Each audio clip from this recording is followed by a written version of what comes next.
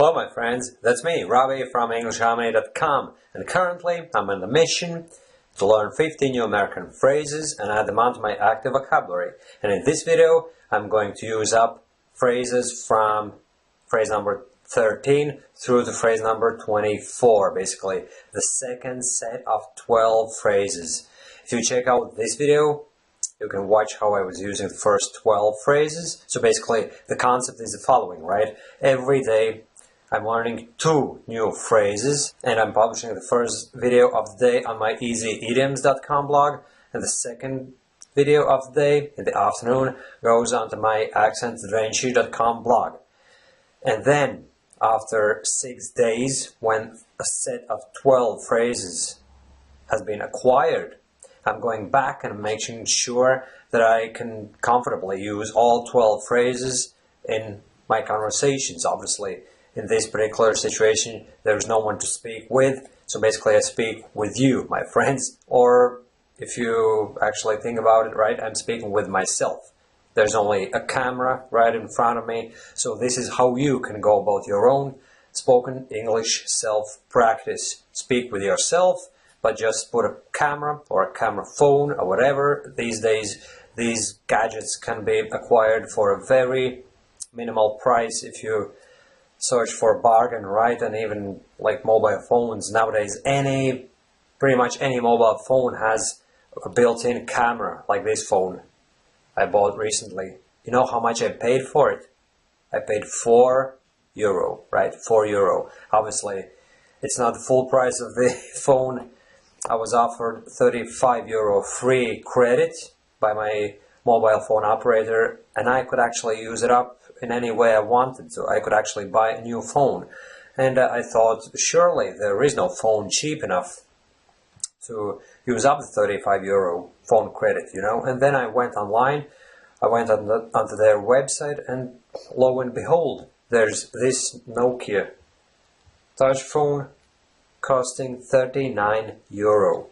It's a steal, for Christ's sakes. I'm not big into these sort of gadgets, but for all I know, this is really a steal. It's a good bargain. So I paid €4 on top of the 35 free credit that I got from the mobile phone operator, and there you go. I have a brand new camera phone. It's got everything, all the apps and everything, and I only use Angry Birds game. That's all I'm doing there on this phone, right? And obviously making phone calls and sending messages, but the point is nowadays you can acquire all such and similar gadgets for pennies, literally, and there is no excuse why you couldn't be practicing your spoken English the same way I do, and just keep the camera phone in front of you, record yourself, then go back, rewind the video, play it back again, try to spot any mistakes or imperfections or moments where you're struggling for a phrase or a specific thing, then look things up online, later on add them onto your active vocabulary by way of practicing speaking English with yourself. You know, all goes hand in hand, you know, and the combined effect, the accumulative effect of all these activities results in a much improved spoken English fluency. There's no doubt about that, my friends. And what I'm doing here now, if you have a look at the screen now, I have the daily activity list in front of me. And this is all part of the Fluency Gym Coach program, which teaches you how to organize and structure your own English fluency improvement routine. And even more so, there's plenty of videos, motivational videos, where I'm standing in front of you for hours on end, and I'm drilling all different concepts in your head to make you a more confident and fluent English speaker and communicator. And going back to this activity list, I'm using it to practice my spoken English and make sure that I have added on all these phrases that I'm learning as part of the 50 American English Phrase Acquisition Mission. I'm making sure basically that I have them acquired and they're all part of my active vocabulary and I'm comfortable using them. So let's stop beating around the bush. This is what I'm notorious for. You know, some people actually plain hate that I keep going on and on about the same things in pretty much every video, but guess what the thing is, my friends? things need to be repeated, and they need to be repeated very frequently, or else people just won't get it, you know. I judge by my own experience. Over the years, I've come to realize certain things only because I've been exposed to them for a countless number of times. So I will keep repeating the same things in almost every video I'm posting here on my blog and my YouTube channel. Namely, your spoken English practice is the most important thing, and you have to learn phrases as opposed to individual words, and never learn the meanings of words in your native language, and never learn them out of context, and all this kind of thing will be repeated by me for years to come. You can take my word for it. And hopefully you are one of the fortunate ones who actually understands that. But for every person who actually understands it and takes action, there's 100 fellow foreigners who are still brainwashed by the traditional English teaching industry, and they're still trying to learn large vocabulary lists and better their grammar, thinking that it will contribute to the bottom line and make them into fluent English speakers. But it's not so, my friends. And yeah, let's stop all that and start doing the spoken practice session, whereby I'm going to utilize all 12 phrases and hopefully some of the previous ones as well. So the main topic is shirk and work and staying in bed all day long, eating and watching TV. You see, the thing is, the nature of these phrases is that when you acquire them, the only way to actually use them in your fluent speech is not to force yourself to use this or that particular phrase. But if I went about the whole thing by kind of forcing myself to use phrase number 1, 2, 3, 4, 5, up to 12, you know, in this particular case it's phrases 13 through to 24, right? If I force myself to do it without any plan, without any structure, then I wouldn't be able to do it. So I need some structure. I need the main topic, the 5 subtopics, as you can see in the activity list. I have all the phrases structured depending on the subtopic. So basically the first one is, it's all chronological, right? I rang in sick and I don't care about that, you know. I just got up on a Monday morning, I just didn't feel like going to work, so I rang in sick and decided to stay at home and watch TV all day long. And then I'm staying in bed watching TV, and then sister comes home from work and she starts busting on me for doing nothing, lazying around and hugging the couch and hugging the remote and basically keeping everything to myself. And then I calm her down, I talk her into watching the TV with me and basically spending a good night with her brother, and we'd be having a couple of drinks and snacks, and then my boss rings and my sister picks up the phone and he's threatening me. He's basically threatening to sack me, but I know better than that, because I know that his threats have a very short shelf life, and I'm actually irreplaceable in my job. What I'm doing, very few people can actually handle, so my boss in reality depends on me. And please note that all this is completely fictional. I am in no way, shape or form associated with that fictional character who's going to be speaking with you in a couple seconds time. Basically, I'm not that kind of guy. I'm very responsible. I would never shirk work and just stay in and lazy around for no reason at all, you know. It's just that I had to come up with some topic, and you may as well just embrace the same concept. If you have to practice your spoken English, it doesn't have to actually necessarily relate to your life. You may as well just talk some BS, you know, you just talk random crap.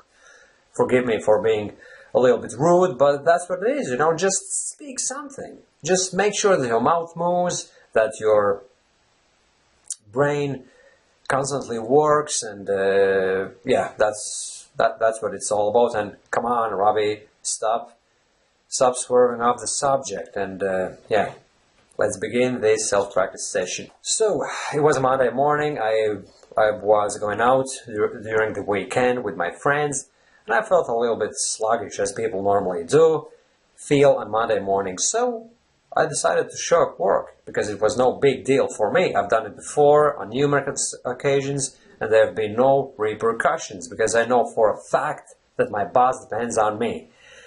And to be honest with you guys, I've had multiple run-ins with my boss previously, but I always could handle him. I would always laugh things off, and I actually wouldn't get drawn into a deeper debate about the work ethics and all that kind of thing, because I know for a fact that a technician like me can never be found. I'm almost irreplaceable in my position, so I'm feeling quite secure, and every now and then I can actually afford the luxury of staying at home and hugging the remote all day long, because there's nobody else living with me except for my sister, but she's working long hours and she always comes home late, so there's no really anyone to give me orders, to boss me around. So basically I'm a king in my castle. My castle is my home. And long story short, I turned the box on, the box meaning the TV set, right? And I just zoned out in the coach, hugging the remote and flicking through the channels. And then whenever I came across something worth looking at, something worth watching, I just spent a half an hour, 40 minutes watching this or that particular episode. And I was laughing about the running jokes in all those TV programs, the way Kenny always dies in South Park, Bastards, they killed Kenny, that's how they exclaim. That's a typical catchphrase, is it not? Yeah, if I'm not mistaken, that's exactly what they say. Bastards, they killed Kenny, or they killed Kenny, you bastards, or something like that, So I was laughing about those running jokes. It turns out that my sister actually had only a half day at work, and she came home much sooner than expected. And then the moment she walked in, she started busting on me for being lazy and for being irresponsible. And she was basically lecturing me for not being a responsible, fully grown adult. Despite being 34 years old, she said that I was acting like a teenager. And at some stage she said that chickens will come home to roost, which means that I will bear the consequences of my actions. So basically she believed that my boss could actually possibly sack me, which I knew for a fact was BS. It was never going to happen, because a technician like me, as I told you previously, is not that easy to come by nowadays, So I basically plain refused to buy into her lecturing, and I told her, listen sis, calm down, it's not that bad. Take things easy and just chillax. And why not just join me, have a couple of drinks, couple of snacks?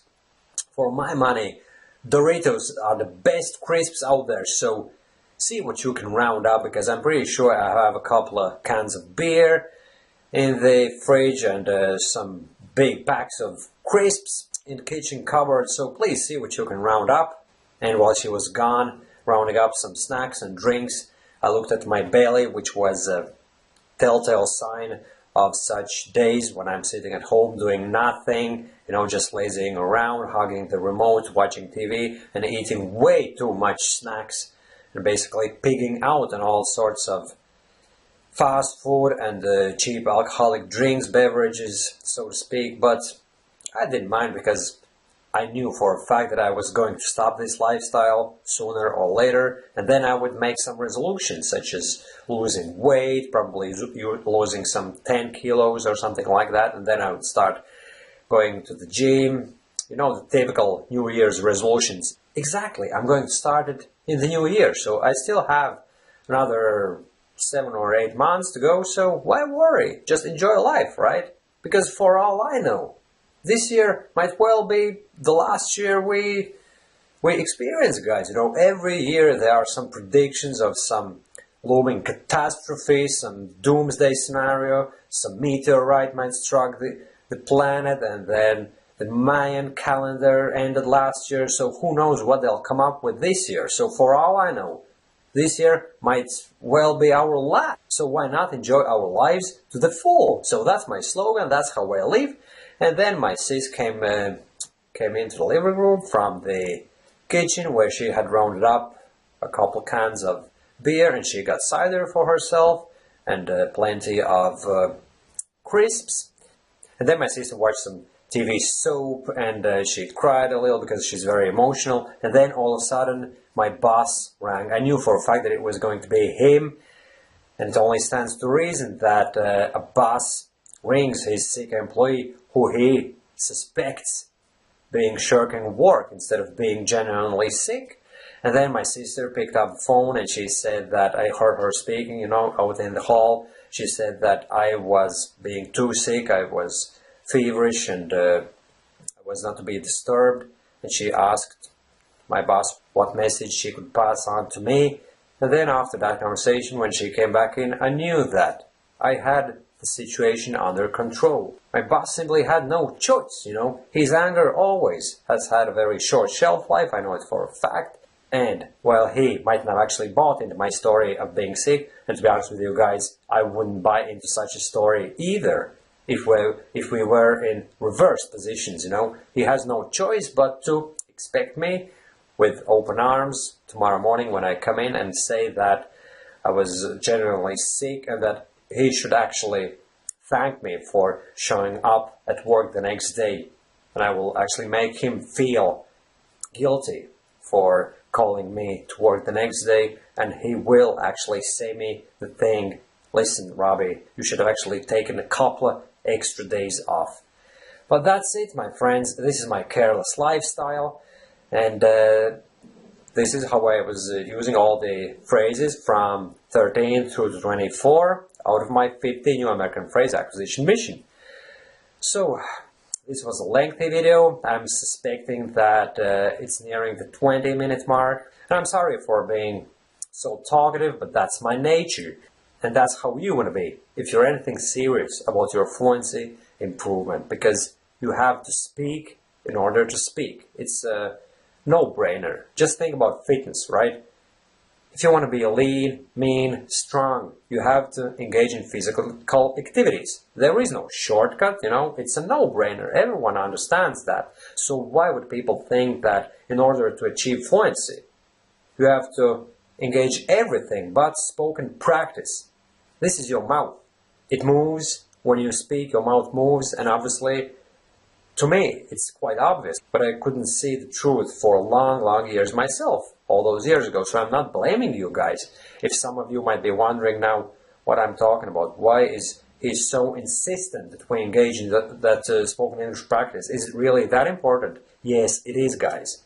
Only because of this spoken English practice, my fluency has come along big time, and I'm capable of speaking now for hours on end, with no external help, with no lists to read from, with no prepared scripts. I can basically talk about just about any subject off the top of my head. Just give me a basic subject, the main topic, and I can come up with things to say, and I can brainstorm everything, generate everything in my head, and that's how fluency happens. And this is all part of the Fluency Gym Coach program. It's all about setting goals, and then aiming for those goals, following through with those goals, taking action, and achieving those goals. My goal currently is to learn 50 new American phrases.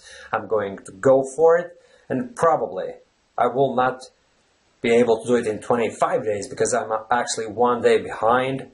I had to omit a couple of videos, but I'm trying to do my best, and my schedule is very busy, and I'm trying my best, and I'm working really hard, and this is just to show you guys what can be achieved if a person is really serious about their fluency improvement and serious about vocabulary building, vocabulary acquisition, and all that sort of thing as well. And on the finishing note, let me remind you that the English Harmony system has hundreds and more than 1,000, to be more specific, 1,350 phrases packed into it. And each and every single one of those speech exercising lessons contains 15 phrases, separated in 3 blocks. It's all about repetition, memorization, and then you engage in a dialogue with a friendly character, a digital character, right? Which is a representation of me, and it's all recorded by a native English speaker. And then there's the final dialogue, whereby you are required to use up all the phrases, pretty much the same way I was using those phrases now during my speech exercising session today, right? With the only difference, but that tiny difference makes a world of difference, which means that it's going to skyrocket your English fluency improvement if you do those speech exercising lessons, for the simple reason that they have been designed specifically to exercise your spoken English, your fluency, your ability to speak without much thinking, and you won't have to actually strain your brain to come up with some sentences. You're going to memorize them and literally wire those speech patterns into your brain.